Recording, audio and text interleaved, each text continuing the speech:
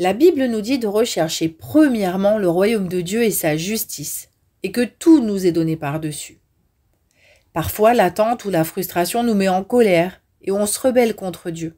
On croit qu'il ne nous aime pas tant que ça, qu'il ne souhaite pas nous bénir, et on se détourne de lui pour aller prendre ce qu'on désire par nos propres forces. Mais rapidement, un vide se fait sentir, et on sait au fond de nous que c'est notre obsession qui a mis une séparation entre Dieu et nous. Notre condition se trouve bien pire qu'avant, car le manque de Dieu est plus difficile à vivre que le manque d'un compagnon de vie ou autre. En tout cas pour ceux qui ont vraiment expérimenté sa présence. Tout ce qui prend la place de Dieu, c'est de l'idolâtrie. C'est Jésus qui doit trôner sur nos cœurs, pas nos projets. C'est lui le Seigneur de notre vie. Il n'est pas un exécutant. Il est le chef et nous sommes les exécutants. Nous devons plutôt prier en ces termes. Quels sont tes projets pour ma vie, Seigneur?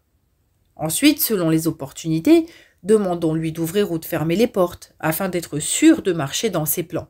Il le fera. Il vaut mieux déposer nos souhaits au pied de la croix que de forcer le destin et d'en faire une obsession. Les choses arriveront les unes après les autres, en leur temps et parfaitement, bien souvent même au-delà de nos espérances. Ne soyons pas fâchés contre Dieu. Il sait bien mieux que nous comment nous bénir. Soyons confiants et reconnaissants pour ce qu'il nous accorde déjà. C'est une clé très importante, la reconnaissance. J'ai beaucoup d'amis chrétiens qui voulaient se marier à tout prix et qui ont dû attendre des années. Et c'est quand ils ont accepté l'idée de rester seuls que Dieu leur a envoyé leur conjoint. Le mariage n'était plus une idole dans leur vie. Ils avaient lâché prise. Jésus avait réintégré la première place dans leur cœur et a donc pu les bénir.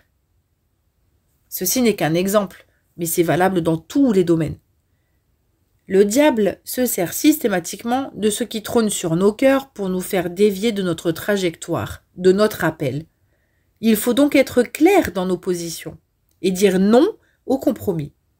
Sommes-nous à Dieu ou pas? Si oui, alors soumettons-nous à lui dans la confiance. Rassurez-vous, il n'a rien oublié. Il sait ce dont nous avons besoin, avant même qu'on ouvre la bouche.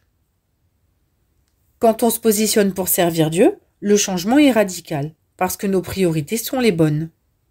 Pour certains, il faut du temps pour faire confiance à Dieu. Et c'est normal. Au début, on lui remet de petites choses, et en voyant que nos prières sont exaucées, notre foi se construit petit à petit. Puis un jour, on finit par tout lui remettre sans douter.